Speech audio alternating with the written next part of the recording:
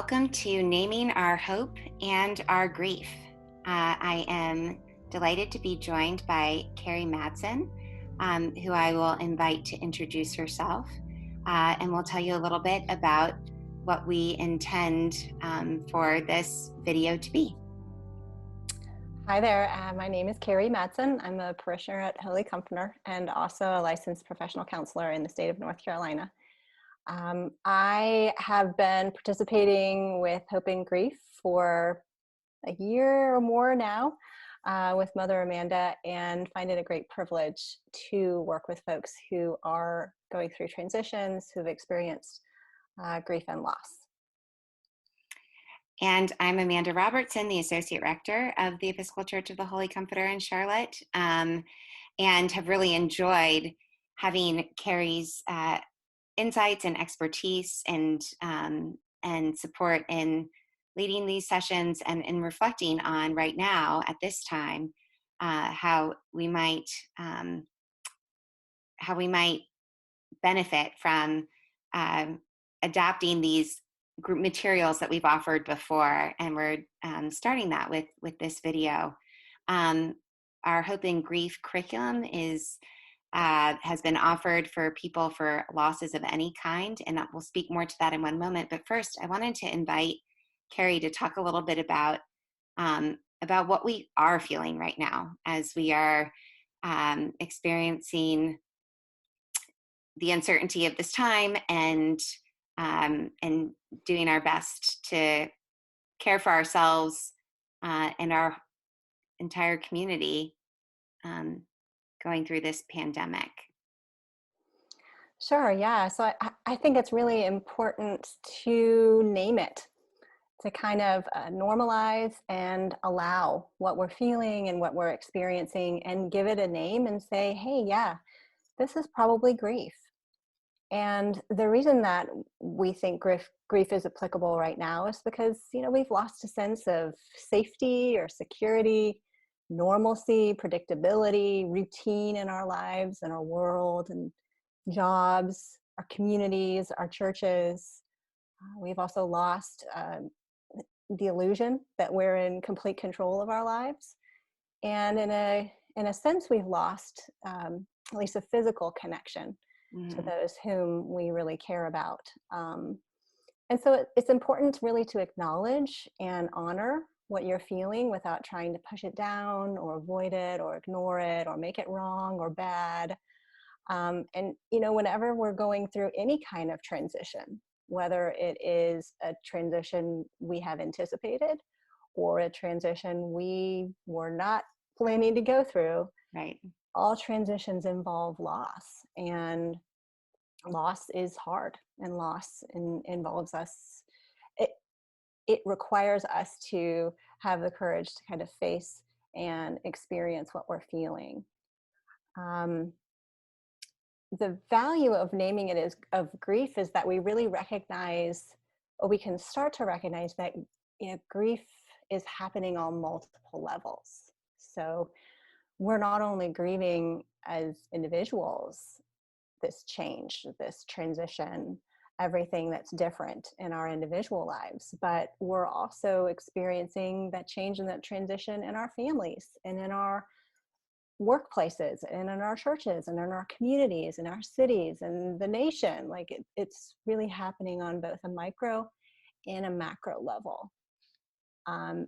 In addition, we're grieving the things that we had hoped would happen and maybe either didn't happen or didn't happen the way we had anticipated they would happen. So these are things like Easter services or graduations, weddings, Mother's Day, all of these kind of landmark experiences that we anticipate and hope to plan and control were disrupted. And there's also anticipatory grief. Yeah, so we don't know what's going to happen. We don't know what's coming. We don't know how this will impact us, in terms of our health or the health of those we love, or the economy. So there's grief on lots of different levels. Also, we thought it would be important just to kind of name and normalize that, the grieving isn't just an emotional thing. Yes, we're going to feel sad and we're going to feel loss and we're going to feel confusion and frustration and all of those feelings.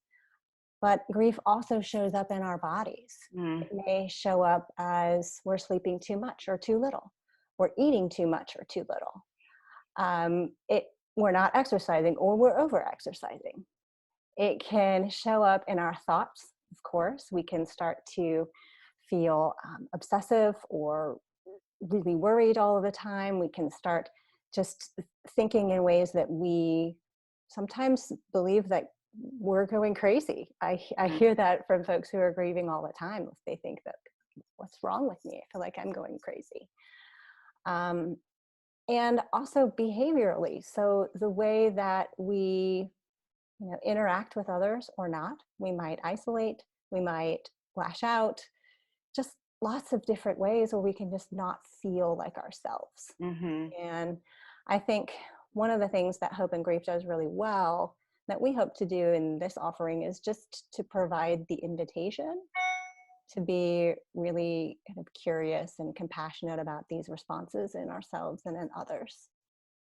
I really appreciate all of that, and it strikes me that another loss to name is that we've lost some of our our ways of grieving in community because we're distanced from community, and so depending on the losses someone has experienced before, some of their ways of coping in the past may or may not be available to them.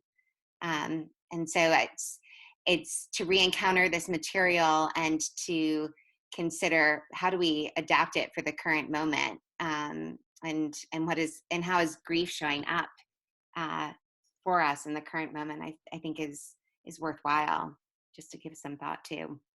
um, but I appreciate everything that you said, and some of it is material that we cover in the class. I'm going to bring up a slide just to offer some background as I'm talking a little bit about the class.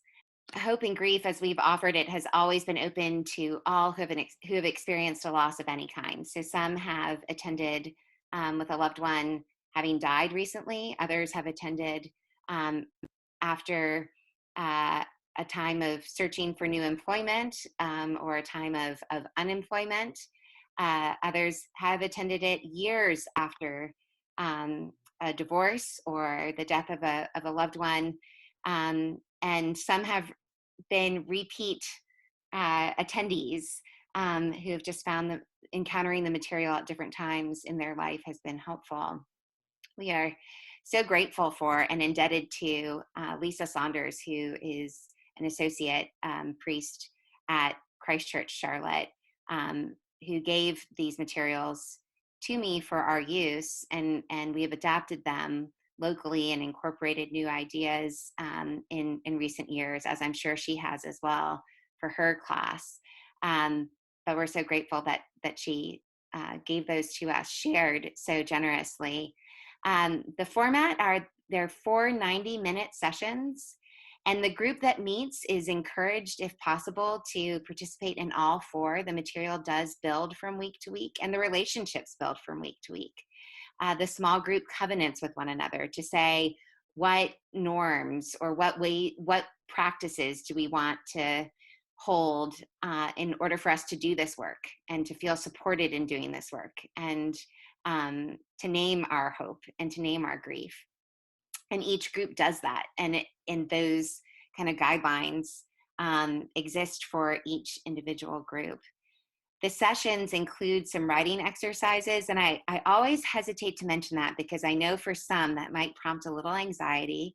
So it seems wise to ensure people that no one is ever forced to share anything that they've written. You always have the opportunity to just share what it was like to engage in the writing exercise. But part of what we cover is, as Carrie, as you were saying, grief is expressed in our bodies, and it also can it can help us if we physically hold a writing utensil and we express some of what we are experiencing within. I mean, there's scientific data that shows that can help. So we do some writing, some reflection, and there are readings for every week. And then one of the things I think is just brilliant about what Lisa brought together is at the end, the time concludes with a hymn from our tradition, um, and a poem. And to me, that's just an invitation for us to rest at the end of each session, because it's not as if we've kind of finalized anything, but we rest within the wisdom and larger lived experience, um, of all the saints, of those who have lived and gone before, of those who have loved and who have lost, and who offer us their responses to that. So that has been the format that we've offered before, and we are interested in knowing how that offering might speak to people now, and we're interested in seeing about virtual meetings of some kind or adapting them in some way. Carrie's going to talk about uh, a recent resource that we were introduced to, but first I just wanted to also reference this chart. It's a little overwhelming and very colorful, but I would just say that I think most of us are familiar with Kubler-Ross's stages of grief, which of course aren't linear, but they're helpful. Speaking of naming, they name some different aspects of the grief process within ourselves: anger, denial, bargaining, all of these things, and acceptance. What I love about this chart is it's a little bit more complex, and just seems to signal grief is a little bit more complex. But we spend some time looking at this, and I would just note before switching over to the other slide, participants in the class have said again and again, just look at how much space is devoted to this disorientation, this fear of losing control, and have often shared their own experience of how that's expressed in their lives. And so while there's so much going on in this chart, there's also something calling out to us that just says grief is disorienting.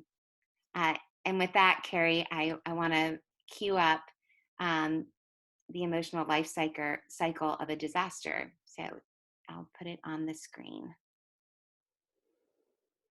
Sure, yeah. So a few weeks ago, the diocese sent us this information as part of a larger piece of correspondence. But when I saw it, I was like, wow, that looks a whole lot like the Lo Cicero. And B, I thought, oh, this could be a really great way of normalizing and helping us understand what we're going through, like what we are in the process of right now. So just in general, disasters, which we could call a pandemic a disaster, takes an emotional toll on people to different degrees, whether they're directly or indirectly affected. And just like Mother Amanda mentioned, grief and this experience of transition is not linear. So even though both of these representations move from left to right and make it look like it's very clear progression, sometimes we stall out. Sometimes we take 2 steps forwards and 2 steps back. This is just meant to be a guideline of the general journey. So here in the chart, you see that there's this pre-disaster phase, which is, before anything happens, where no one's prepared or even preparing for something life-changing to occur. It's sort of business as usual. And then immediately after the impact of an event, so in the case of a natural disaster, that would be the hurricane or the tsunami or what have you. But, in this case, after federal, state, and local authorities said, we need to take drastic actions, that's when we enter, what is called this honeymoon phase. And you see where people rally together. It's characterized by some community cohesion, whether that's, cohesion around understanding or cohesion around confusion. There's still the community rallying together. The heroic efforts of this phase are undoubtedly, in our case, the commitments and the sacrifices made by healthcare workers, first responders, and all those critical employees who've kept our nation running during this time. Normally, following this honeymoon phase, there's kind of an emotional crash that's characterized by what they call a period of disillusionment and perhaps a feeling of abandonment, even from government, from officials, from authority figures. Some folks probably feel abandonment from God as well. We are most likely in this phase right now. We are kind of in the muck. At this point, one begins to manage the logistical difficulties of a changed life, working from home, homeschooling children, applying for unemployment or other benefits, dealing with financial insecurities, while also working through the experience of grief.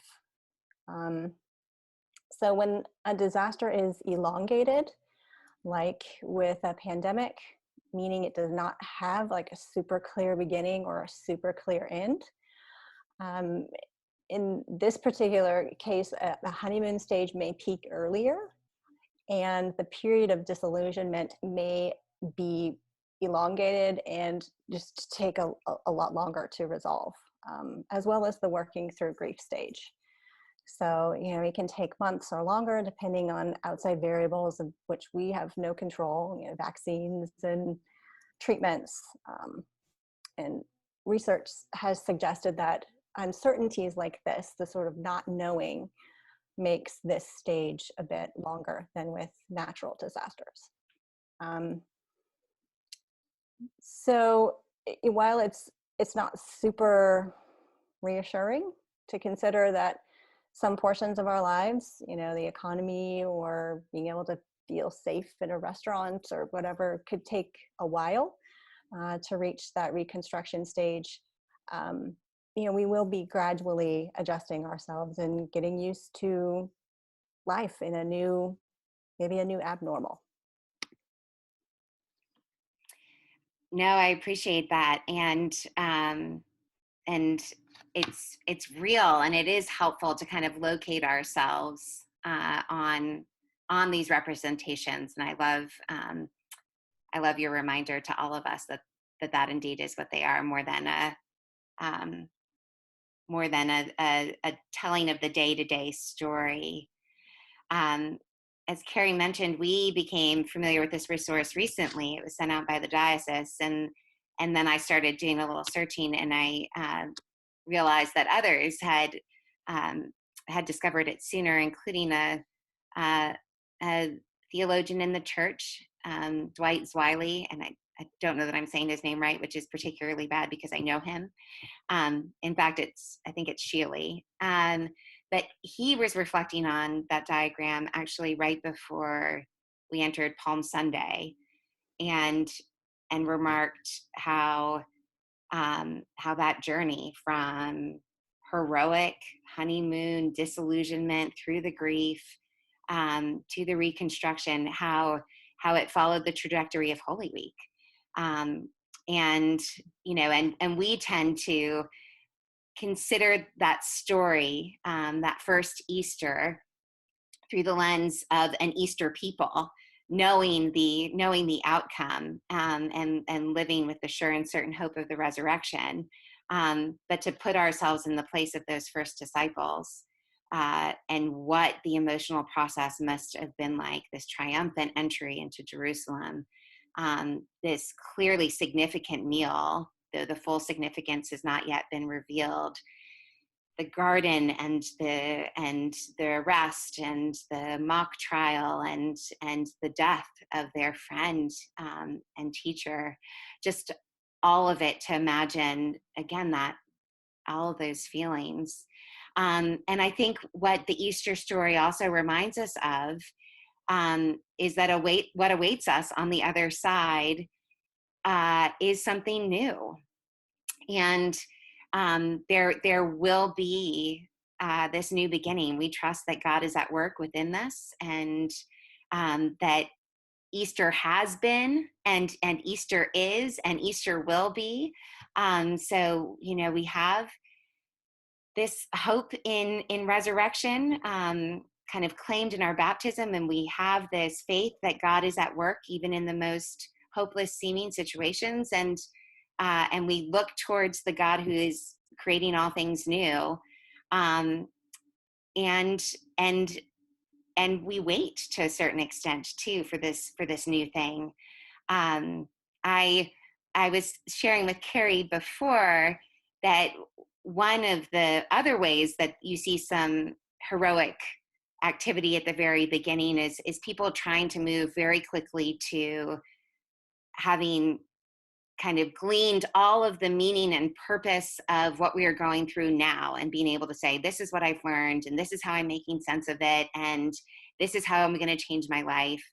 And certainly there are those realizations that many of us are having. Um, and I think we want to be careful um, to try and move ourselves too quickly to something without at least at first allowing ourselves to name the other feelings that we're experiencing as well. And Carrie introduced me to a great term, psychological term, of spiritual bypassing, where we can kind of spiritualize the situation in such a way that we try and bypass all the messy parts, um, but or make them like really neat and tidy. And I guess that's just where I would remind us also to kind of stand with those disciples, and their relationship with Jesus changed, and it was a relationship, and so it continued to be dynamic, and it continued to shift and grow, as they had encounters with the risen Lord, as they went about their lives, as they realized returning to fishing actually wasn't what they were called to do, and they had to discern a new mission forward. Um, so to all of us Easter people, just the invitation, um, to recognize that not only are all things are being made new, and that includes us, and that God will reveal these new things and these new understandings to us, and we trust that. But in order to do that, I think um, we've got to care for ourselves, even as we're caring for others. So Carrie was going to speak a little bit to how we do that. Right. Yeah. So, we don't know when these things will feel resolved, or when we will feel, like we're coming back to a sense of normal. And so in the meantime, because we are not in charge, what we can do is make choices that support ourselves and support one another. And this is just being mindful of compassion. And so, we need to recognize that not only is this grief or this transition impacting ourselves, it's impacting other people, it's impacting, like I mentioned, the micro and macro levels, and that everyone experiences that differently. So the experience of this transition is going to be very different for a small child than for an adult, than for someone who's raising children, to someone who's caring for elderly parents or family members, or people who are living alone. Everyone's going to have a very different experience of this, and it's just encouraging, I think, ourselves to take a step back and have a great deal of patience and compassion, and grant one another grace. I think, you know, anxiety and fear and worry and all these other feelings show up really differently for all of us. And so, if someone in your life is acting in a way that's really surprising, you can either react to that, or you can take a step back and say, okay, well, they're going through this too. We're all in the same soup. So, to do that, I think what is helpful is to be mindful of self-care. And so we talk about in the Hope and Grief curriculum the importance of self-care and the importance of investing in yourself and, quote, filling that tank. So, if your tank is empty, you don't have any juice to serve someone else. And so really just being mindful and paying attention to all of those areas of wellness. That's, your physical wellness, your mental, your spiritual, your emotional, vocational, relational, financial wellness, all of these different areas. Just be mindful of them and making sure that you've checked in with them, you're making appropriate investments in, those tanks, and recognizing maybe places where you need to spend more time or less time, continuing to stay connected to one another. There's a real benefit to all of our technology. And I think a generation ago, this would have been a far different experience. And so we are blessed with this technology, but it also has limitations, and there can be a real genuine fatigue of trying to feel the same sort of connection virtually as you're used to feeling one-on-one. And so again, just having compassion for yourself around that. And what helps, I think, is just cultivating that ability to stay present and that mindful piece. So much of our fears and our worries and our regrets and our concerns are based in either a past that we can't touch right now or a future that we don't have any control over. And really right here in this moment is where we are empowered. And so in this moment is, where we choose to stay present with those feelings, where we choose to make mindful choices, be compassionate, show grace, choose to get outside, get into nature, exercise our bodies, eat healthy food, engage with people in whatever way we can. And also to remember that it's okay to have fun. And it's okay to laugh and for there to still be joy in the midst of transition and pain and grief, and that you're not betraying anything by there still being, levity and joy and enjoyment in your life. And that's an important piece too. I appreciate all of those reminders, and within that recommendations too. You can imagine kind of all the different things that Carrie mentioned, and thinking what does that area of my life look like right now? And I want to also say, with all love, we will try to do these things and we will fail. And that's where the grace part of this is so important, because also those around us will hopefully try and do these things and care for themselves, and they will fail. And fortunately, well, God willing, we're granted another day to try again. And it's not about doing it perfectly, but it is about, I think, setting the intention and honoring our desire, not only to stay healthy, but as a friend of mine has been saying, stay healthy and well. That we want to be well in this time too. So I think there's so much that we can gain also from speaking to others about how they're caring for themselves, and it's a nice way of kind of checking in. But we sometimes find ourselves inspired too. Yeah, I think your point is really well taken in terms of the staying well. One thing that I meant to mention is, as human beings, we are pain avoidant creatures. Like we don't enjoy pain. We try to avoid it at all costs. And sometimes we choose coping strategies that might be effective in avoiding painful thoughts or feelings in the short term. And those coping strategies end up undermining our goals or undermining our ability to live like a really value-based life in the long term. And so just being mindful of your coping strategies, in terms of the things that you're putting in your body and the choices that you're making. So, No, thank you for that. And it does. And I think that's a good moment for me to say, if you feel trapped in a cycle of choices that at some level are not keeping you well, um, or are going against your wellness, please know that your clergy are available, and we also can make referrals as needed. We do recognize the stress of this time, and that some people have more time to kind of reflect and rest and renew between stresses, and some people's margins right now are really, really thin.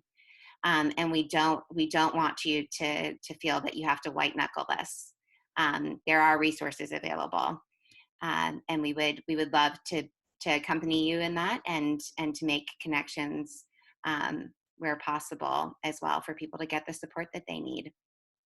I love with the compassion. I love one one person I read who's done some work on it, Kristen Neff, is very clear in saying you can name what you are suffering and claim it as suffering. You don't have to compare it to others. It's like the losses. I mean, people are grieving different things and they grieve them in different ways. We are suffering, and I think to be able to name that, and then also name in perhaps the same breath or the next one, and in this present moment, I'm okay.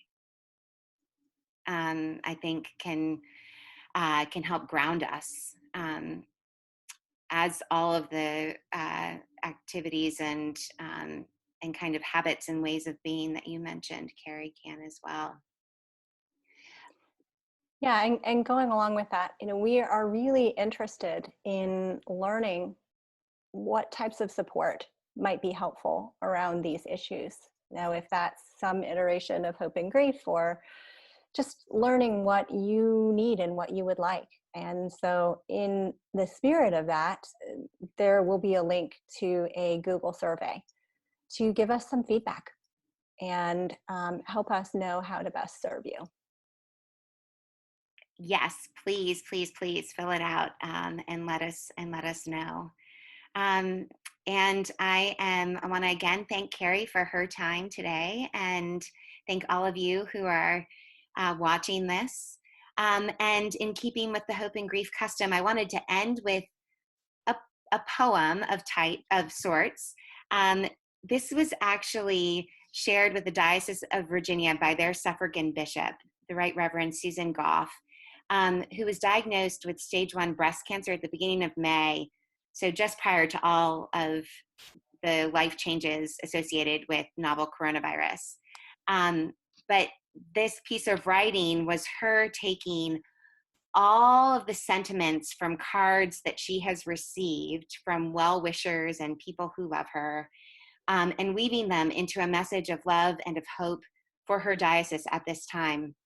And so I'm borrowing it for us,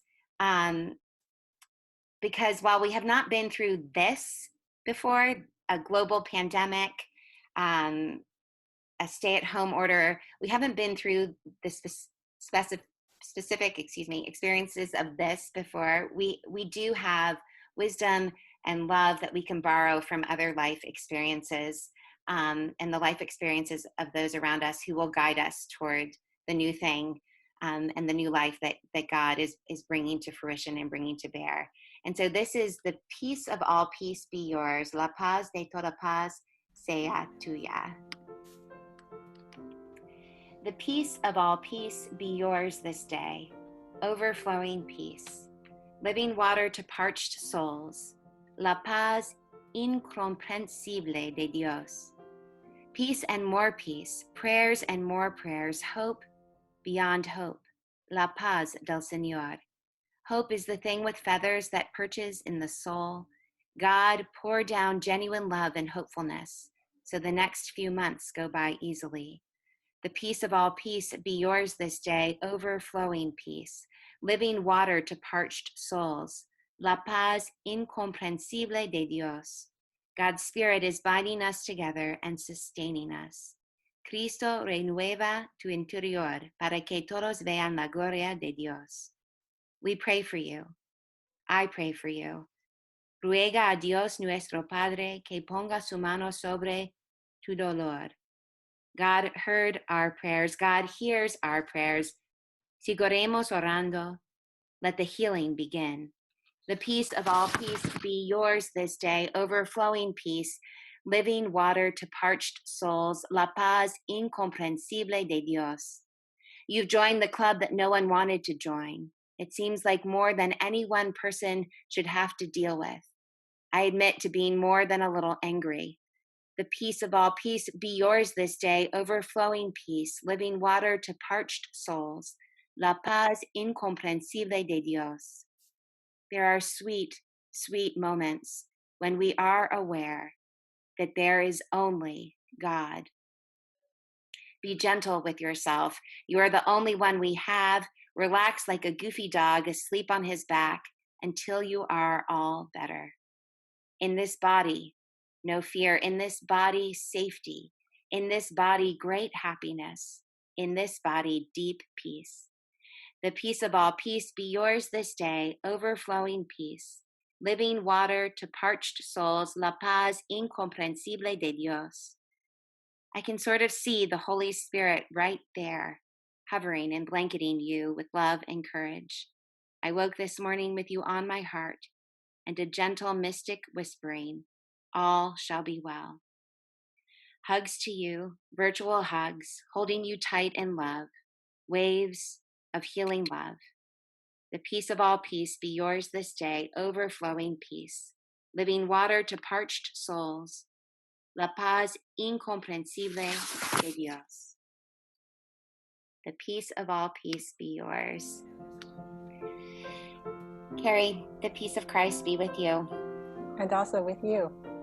Thank you. Thank you.